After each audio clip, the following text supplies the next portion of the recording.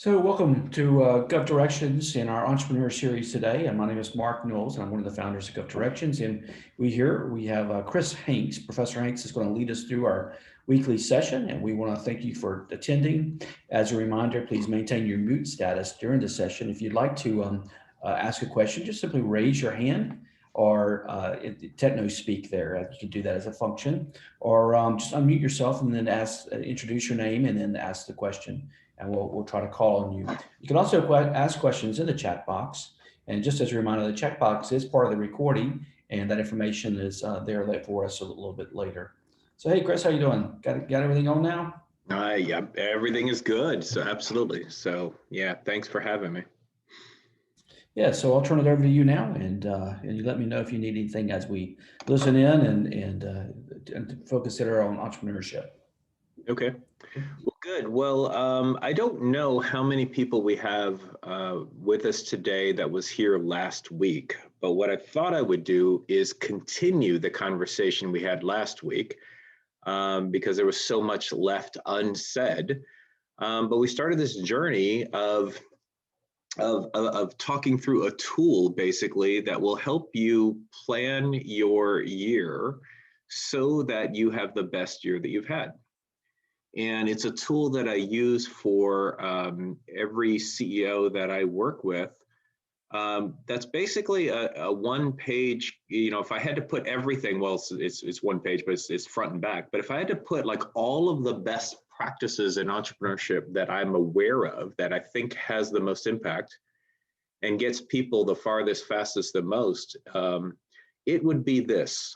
And so we talked through it a little bit, and we got good feedback, and a lot of people reached out and wanted it. So I thought I would continue that journey since we're still in the beginning part of the year. I know January sort of is over now, and it's kind of in the rearview mirror, which is scary because that just shows how fast our years can go by if we're not proactive. Because I think most of us here, if we're honest, if we're like most business owners, we tend to react what's happening. We tend to react to what's happening to us as opposed to make things happen for us, right? And designing our businesses so that they get the results that we want, as opposed to being reactive to the day-to-day and the weekly whims and the monthly and the quarterlies that go by so quickly. So I've said this before at some of our previous gatherings, but I tend to repeat myself on the things that I think are most important. And one of them is successful people spend their most valuable time on their most valuable priorities. So thinking that through and spending the time to think versus reacting will make you a better business owner. If we elevate our thinking, we elevate our lives. And we can build a business and a life of significance. So with that intro, I'm going to share my screen, which you should be seeing now. And you should be able to see my screen, which is a priority plan that we basically talked through. And I'll just do a very super quick, or at least attempt super quick, catch up for those who weren't there or weren't with us last week. And then I'll jump to some of the concepts that we did not talk about that's on this priority plan. So basically where we started is the most important part of start. Like Stephen Covey said, begin with the end in mind. What's the end for a business owner? What are you playing for? What's the win? We talked about that at length last time, but the quick summary is like, look, when will your business, we're going to define a win because, some people have trouble defining what the win is for their business. And we tend to not really think through that. We're just on the treadmill of our business, kind of just dealing with the challenges from week to week. And, and the people that you lead, if they don't feel like they're part of a winning team, if they don't feel progress, it's hard to stay motivated, right? When we keep score, intensity level goes up. So if I interviewed most employees, less than 2% of employees can define the win of an organization. And I say, okay, well, when will you win? How will you know? People tend to not know that answer. They give you really vague responses. So defining that very specifically, and I tend to have people define it in three categories: time, money, and significance, because I think a business gives us that. That's the reasons we start businesses. I hear it all the time, say, hey, why did you start your business? Well, I wanted to spend more time. I wanted the flexibility to go to my daughter's soccer practice. I wanted to get off the road and quit traveling so much when I was with corporate America. Whatever, it kind of falls in the time bucket. And then I hear about money. I hear a lot of people say about money, like, gosh, I want to make more money. Because as a business owner, we not only make income from our business, but we're building up our most significant part of our net worth. Your business should represent at a minimum 60% of your net worth. And so you're building up this asset as well as drawing income from it. So, I want to make money. I'm tired of making money for somebody else. So we hear that a lot. And then there's usually something outside of time and money. And I just put all of that under the bucket of significance. It could be, I want to start a foundation. I want to give back to my community. I want to give to my church. I want to give to my synagogue. I want to, whatever it is for you. I was actually on the phone this morning with a woman who's part of the Institute for Entrepreneurship, and we were defining her significance. And part of that was she's got a real heart for battered women. And she's going to use the significance. Part of her significance is like, how many battered women can I sponsor and help through my business? And if I get to this number, then I'll consider that a win. So whatever it is for you, the time, the money, and the significance that you define, we're going to put a date on it, and we're going to put a time on it. And we're going to have a picture of what you're going to do to celebrate that win. Because I need to be able to see it in order to achieve it. So I need to get really excited about it. It's like, okay, what's my picture of the future that produces passion in me? You know what? Okay, on November 10th, 2023, I am going to, at 10 a.m., I will be wrapping up my staff meeting, and then I'm going to head to the airport, and, I'm taking the 12:46 flight to Australia, and I'm going to go spend 2 weeks there celebrating. Okay, great. Let's go ahead and book that flight. Let's go ahead and reserve that. Let's go ahead and start working backwards. And each quarter, let's check in whether or not we're on track or off track for the time, money, and significance that we defined. Now, this takes some work, and it's a challenge to get to it, but anyway, but this is a huge, huge step, and it provides momentum, because otherwise we're just living in the land of someday. And someday I'm going to have the time. Someday I'm going to have more money, and someday I'm going to create more significance. This takes us out of that land of someday, and now we're working towards a specific time and date with a specific plan to do so. Because the irony of all of this is, I bet most of us on this call who are entrepreneurs say, gosh, I have less time than I used to. I have less money than I used to, and I feel less significant than I used to. And entrepreneurship is supposed to give us those things, not take those things away. So anyway, so we talked through that a little bit more in detail, and we went there and talked about that. And then basically going back to this first part of this is I spent some time talking about why I think it's important for us to discuss our most significant accomplishment, because we want to build on a foundation and create momentum for going forward. We are not good at celebrating those accomplishments because we see all that went wrong as opposed to the few things that went right. And say, okay, I may have made a lot of mistakes in 2020. I have messed up a lot, but you know what? I did some things right. And that's okay. Because of the speed at which I have to make decisions and the limited resources in which I have to make them, I'm going to get a good chunk of them wrong. But what did I do right? And what can I build on? What am I proud of? What's my most significant accomplishment? I think those kinds of conversations are necessary for entrepreneurs because we see opportunity where other people don't. And we always see like what could have been as opposed to what is. And we don't give ourselves enough credit. Sometimes we don't give our teams enough credit. And I believe that if you're like most people, statistically, most of our thoughts, over 80% of them, are negative. So meaning you tend to criticize yourself. You tend to be your own worst critic. And if you had a friend who talks to you the way you talk to that person would probably not be your friend. So anyway, so for all kinds of reasons, that's important. So we spent some time parking on that. And then we get into sort of the business, the most important business for the next 90 days. This is divided into quarters, as you can see in the top left quarter here, Q1, Q2, Q3, Q4. The idea is like, what if we lived in 90-day worlds? It's just helpful for all kinds of reasons. A month is too quick. January went by pretty fast, I bet. I bet you're feeling like January went by quickly. February will go by quickly. So a monthly goal, it's a little too soon. Yearly goal, that gives me time to procrastinate because, gosh, that's that's a whole year away. That feels like it's a long way away, but in reality, it'll come by really, really quickly. So what about 90 days? And it also allows me to prioritize a little bit better because if you're like most entrepreneurs, you're good at addition, you're bad at subtraction, meaning we add things to our plate and we want to keep adding opportunity, but we don't say no to the things we should say no to. And 90-day worlds allows us that freedom. Say, look, I'm not saying no forever. I'm just saying for the next 90 days, I can't squeeze that in. So get back to me in 90 days.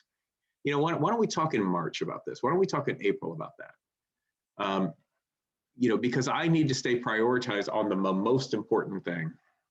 And I said this before at the last conversation, but I'll repeat it. I call it a priority plan for all kinds of reasons. I'm getting away from the term goals. I still say KPIs a lot, key performance indicators. But the idea is, what's my priority? Singular. And if you have more than one, that's okay. But the idea is like a very short list of the must-dos. We rarely get what we should do. We rarely accomplish what we should do, but we tend to do what we must do. And so we're taking our shoulds into musts. This is the priority, singular. That's a singular, the intention behind the origin of the word priority is supposed to be a singular word. So what's the most important thing as far as your business? If we only got one thing done, the one thing that gets you farthest fastest, what is that? And that's the thing that we need to focus on. And focus, I read this in a book. It says focus stands for follow one course of action until successful. Focus. I'm going to stay as laser focused on this.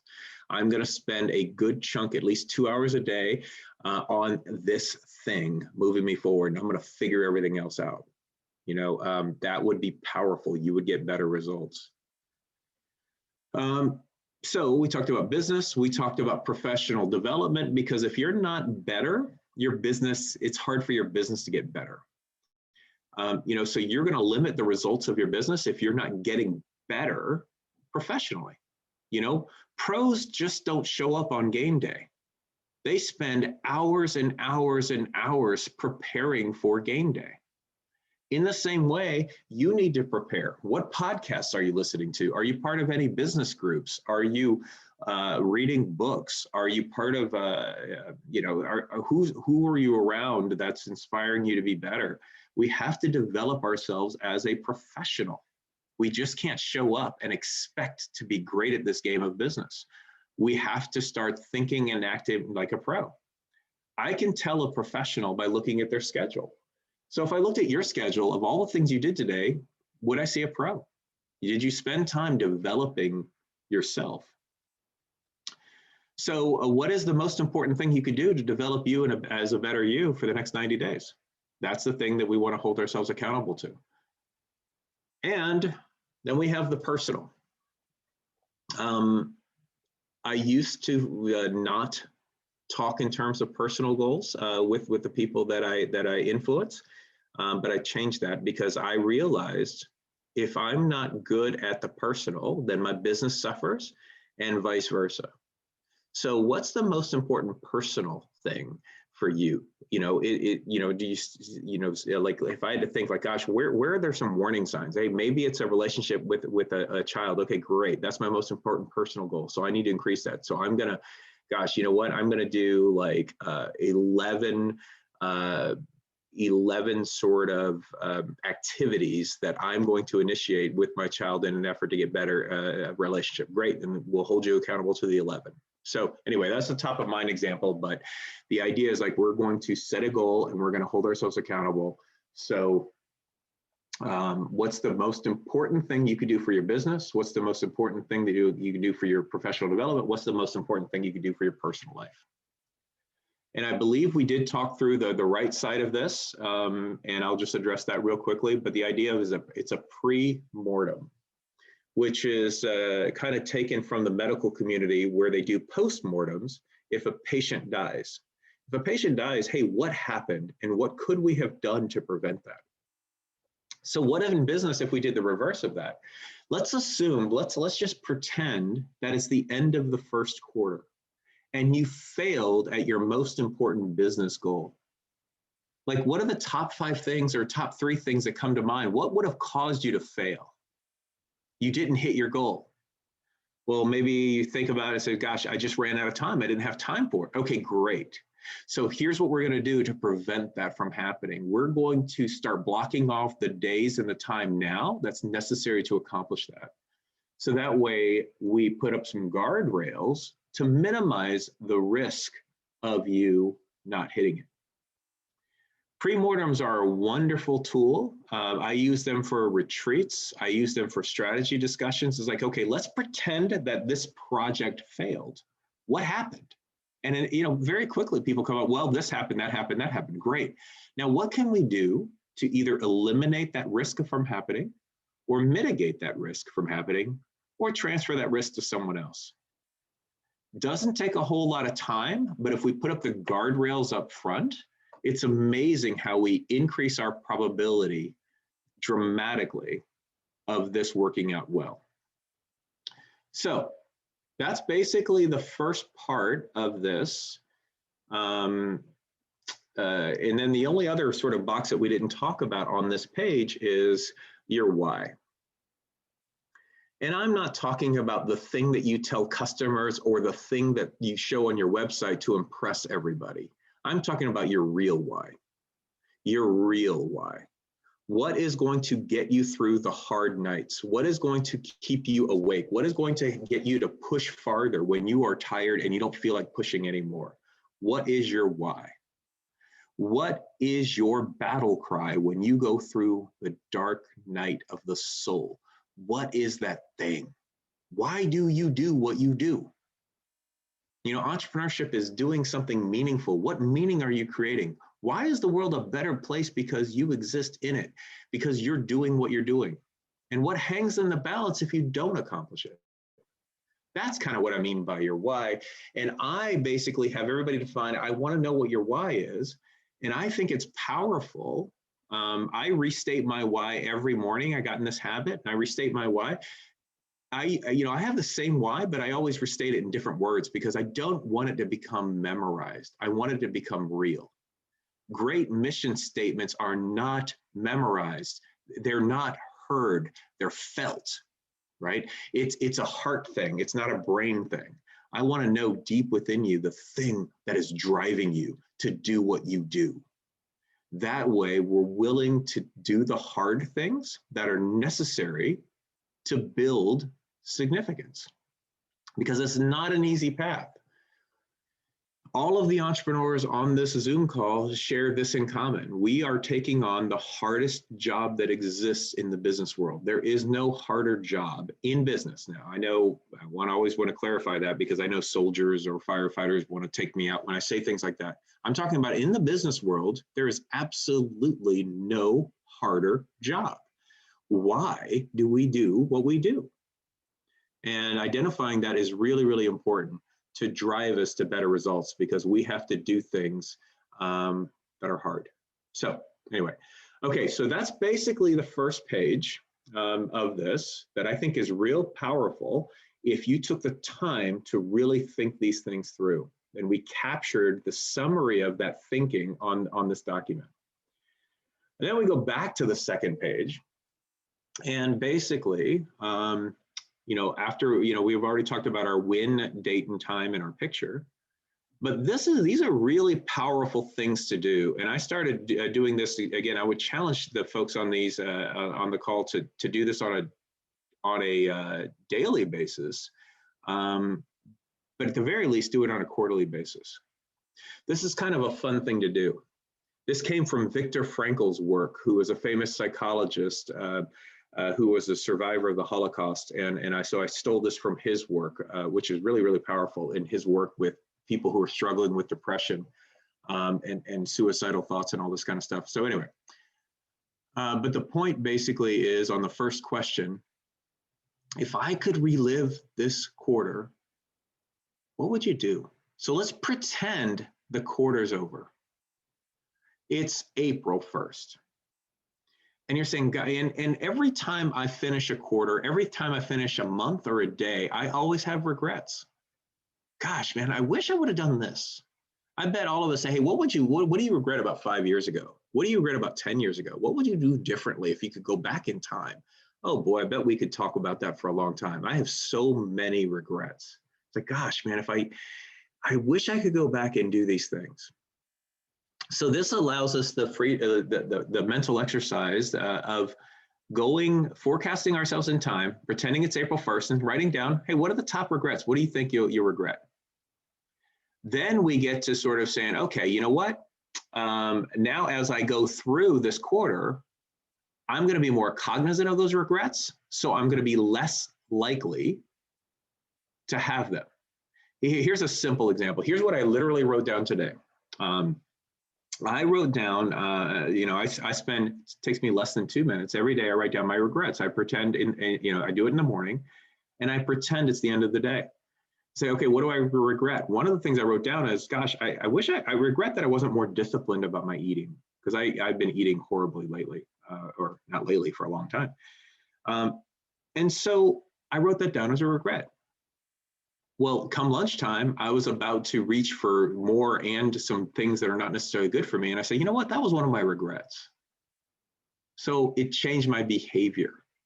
I didn't do what I probably would have done. Another thing is like, I wish I was more productive today. Today I have more margin in my day than I usually do. And I wish I didn't waste that time. It's like, okay, well, I was pretty focused and I got a lot more done because I was more cognizant of it. Hey, I wish I was better when I got home, and I wish I was better to my family. I just wish I was a little less grumpy and a little bit more fun to be around. Then you're less likely to do that because you're cognizant of it. So anyway, I've got a lot more material on this. A lot of this is stolen from Viktor Frankl's work, which is fascinating. But basically, this could be a powerful thing. What if you could relive this quarter, because you're going to be so busy and there's going to be so much to do. But you know what? You don't get this quarter back. It's like, maybe it's like, you know what, if I could relive this, I would have had more fun. I would have lightened up with my team a little bit more. Great. Then I bet by just thinking that through, you're going to be a little bit more fun than you would have otherwise. Similar concept with the next question, things I get to enjoy this quarter. What do I get to enjoy today? Same thing I do this in the morning as well. Like, what do I get to enjoy today? I get to enjoy, I get to enjoy a little bit of time with my family. You know what? That's a super cool thing. I take it for granted sometimes, but that's a super cool thing. Okay, great. I'm going to write that down. Then you experience more gratitude and you're more in the moment when this happens. So I get to enjoy. So what do you get to enjoy this quarter? Maybe there's a meeting that you say, you know what? Maybe it's not my favorite meeting, but it is kind of cool that I get to do it for this reason. So maybe you get to, so you write that down. So what are the cool things that you get to enjoy this quarter? When we write down the things that we enjoy or the things that we are grateful for, we have at least a 10% bump in happiness, according to some of those happiness researchers, like according to Sean Anker and some of those other guys, who's a Harvard researcher. We're going to experience more joy just by writing that down. So I make everybody write those things down, and I remind them about it along the way. And then this is super important. This is a super important thing. This took me the longest, I think, to learn the lesson of this, because I'm not one for extrinsic rewards. I'm more driven intrinsically. But there's something to rewarding your accomplishment. Like, okay, let's assume that you got everything done this quarter. We hit those business goals. We hit that professional development goal. We hit our personal goal. What are you going to do? It could be a small thing, but it's got to be something, because it's not so much the reward. That's what I was missing. It's not so much the reward itself. It's the meaning we attach to the reward. It's the anticipation of the reward that drives motivation, the way our brain works. So I'm going to anticipate this reward, even if it's not a big deal. It's just something small. It could be your favorite drink. It could be a favorite meal. It could be, you're going to reward yourself by watching this particular show, but you're not going to watch that show. You're not even going to touch that show until you hit that reward. It could be a small thing. It doesn't have to be a big thing. It doesn't have to be an expensive thing, but there has to be a thing. Some of us have a trophy at home that means a lot to us, and some of us have trophies at home that mean nothing to us. It's the same piece of plastic, but it's the meaning we attach to the piece of plastic that matters. So, I've got tons of simple examples that I've experimented with. I mean, it literally could be like there's a place near my home that has, I think, the best buffalo wings. And so I'll reward myself with buffalo wings. But I can only have those buffalo wings if I hit this particular priority, if I accomplish my most important business priority. It makes it kind of fun, and it makes those wings taste that much better. So it could be a simple thing. Doesn't have to be a big thing. And then the last two things that I'll discuss before we sort of open it up for questions is, so I have to become a better version of myself to accomplish bigger goals, right? They say when you set goals or you set priorities, that you should set them so big that you can't accomplish them until you become somebody who can. And so for me to get better results, I know that I am my own worst enemy. I know I'm the biggest risk to not accomplishing it. And so there's probably, there's things that I just need to change. And that's a hard thing. So if there's only one thing, like if I think about the next quarter, for me to accomplish this, and for me to move into this next level of my business, what's one thing I need to stop? I need to stop blank. What do I need to stop doing? I need to let go of this. And what's one thing I need to start doing? What's going to be a habit that I'm going to start doing in anticipation of accomplishing these objectives? For me to accomplish these objectives, I need to start. Probably there's something you need to start doing, one thing. And there's probably one thing you need to stop doing. Now, there may be more. You may come up with a list of more things. But holding yourself accountable to, stopping and starting 3 things and changing that many things about you is a really hard thing. So what if we just focus on just a small list, maybe just one? What's one thing that you're going to stop doing that's getting in the way? What's one thing that you need to start doing that will help you accomplish this picture of success? Okay, let's write them down. And now let's hold yourself accountable and let others hold you accountable to doing that. So this is a simple document.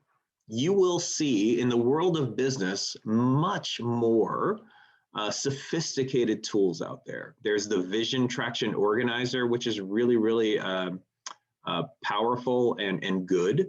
I'm a fan. There are other kinds of 2-page business plans that I've seen, that have a lot of MBA-ish type terms. But I will stand by this document. This is the one that I use. I've used Traction Organizer. I've used some other ones. But for me and the people that I influence, this is more powerful. And it is admittedly simple, but simple things It's the simple things that sometimes have the most impact, right? And when we make things complex, execution hates complexity. Complexity is an enemy to growth and execution. So I want to keep it crazy simple. And now I know what I need, the one thing that I need to do. And I know like that, okay, if I'm saying this is the priority, that means everything else has to sort of be, worked around, because what we tend to do is we focus on what's most loud in our business, not the priority in our business. And this forces me to think through all that noise and put it front and center. And if I look at this on a daily basis, I'm going to be convicted like, wow, you know what? I'm not living up to this. I need to adjust my plan. So with that, there's so much more to say, but I know I'm sort of like running just a tad bit long. So I just want to I'll stop sharing my screen right now and just open it up to sort of any questions that you have about this or anything else.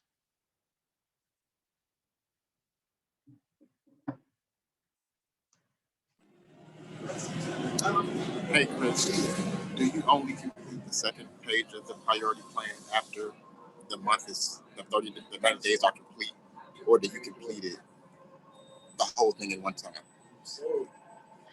Hey, I'm sorry, I only caught a piece of that. Could you repeat the question for me? Yeah, my name's Anthony Jefferson. I was asking for the priority plan, do you complete the first half for the 90 days and then complete the second half when the 90 days is up, or do you complete the whole thing? Whole thing. This is supposed to be done at the beginning, so it's all done at the same time. So I'm going to spend, I spend a day, spend a weekend. I've had some people who say, look, I'm going to take this document and I'm going to go away for the weekend and think it through. But no, I want to complete it all I want to spend some thinking time and I want to put it all on one page at that time. Now, for entrepreneurial folks, that's a hard thing. And sometimes when we put it in writing, we tend to, for some of us, depending on your personality profile, that tends to stress us out. But I always like the phrase that Guy Kawasaki coined. And the phrase is, you write deliberately and act dynamically, which means, you know what? Yeah, I'll write it down. Oh, you know what? In 2 weeks, it's changed, and for a good reason. That's okay. Not change because I wasn't really there. If it's a good reason for the change versus, okay, you know what? I just got off track. That's not a good enough reason. But if there's a good reason for it to change, that's fine. Redo the plan. Or if you come up with a better idea for, you know what? I think I need to stop this one as opposed to the other one. Fantastic. You can constantly update the plan, rewrite the plan, but I'm always going to be very deliberate and specific with my planning. And I'm always going to allow myself the freedom to change as the world changes and as my businesses change. So it's okay to, so write deliberately. And, there's a phrase that we say when we're teaching communication and helping people do speaking and that kind of thing. And it's the phrase is, the more specific, the more terrific. And I think that applies to planning. The more specific your picture of your win is, the more specific the thing that you need to stop. Not just, I need to stop my bad habits. Well, I don't know what that means, man. What specifically do we need to stop? So the more specific we get on the plan, the more terrific it will be with its impact on your life.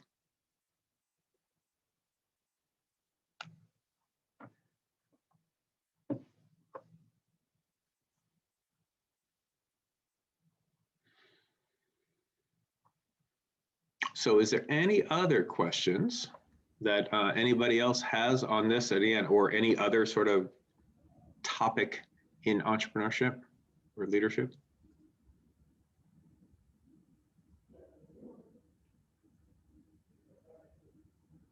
Just some great information today, Chris. We do appreciate you spending time with us. And I have loaded up the priority plan and the documents there so everybody can download that document and use that successfully in their own operations. Yeah, and if anybody has any questions about it, or how to get more value out of it, you definitely feel free to reach out to me. I see that my email was placed in the chat box, and you can feel free to reach out to me anytime. As far as like any questions or clarifications and that kind of thing. I'll restate something that we stated last time, just in an effort to maybe encourage you and put an exclamation point on all of this. Most people, or maybe I shouldn't say most, a lot of people have read and know that if you write down your goals, you're about a third more likely to achieve them. So this gives me the opportunity and the ability to write down the things I'm shooting for. That most people know that. What we don't realize as much is if I take those goals and I share them with a partner, I increase my likelihood of achieving them 76.7%.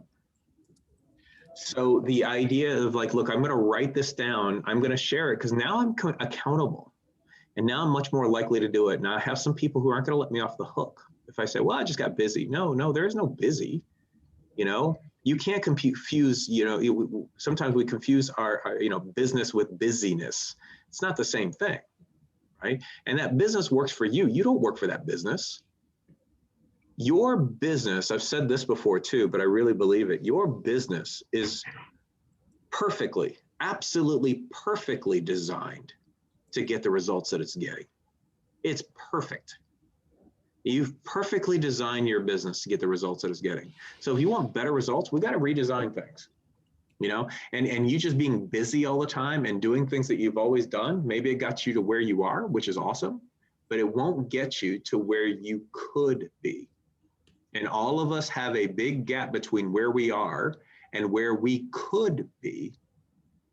There's a big gap most in most of us. And I'll restate another thing that I just thought was really convicting when I read it in a book a long time ago. The definition of hell is the difference between where you are and where you, or God showing you where you could have been had you just trusted. So I'm hoping that you guys take either that tool or a tool like it seriously, write down your goals, and run your business to specific goals and key performance indicators. Because if you instill vision, you inspire others, and you manage goals to, you manage your business to specific KPIs, that's a really good recipe for being successful. Any final questions for Professor Hanks? Comments? Well, we certainly appreciate your time today, as always, Chris, and I hope you enjoy these Wednesday afternoons as much as we do. I think maybe I do have one question here. Let's just make sure in the comment bar. Let's see here. Just a thank you, just a reaffirmation there, how much we appreciate this. And you have yourself a great rest of the afternoon. It's here, and I think it's a nice day here in Atlanta. So thanks again. All right. No, thank you so much. I appreciate it. Thank you. We'll see you next Wednesday. Right. And also, just as a reminder, you can go to our govadvice.com. That email is in our session here. You can see the most recent session. We have the January 13th here. We'll have the last week's as well as this week's posted there as soon as we're off here today. So we want to thank you for participating. Awesome. Well, thanks, Mark. I appreciate it. Thank you so much. Okay. Thanks. All right. Bye-bye.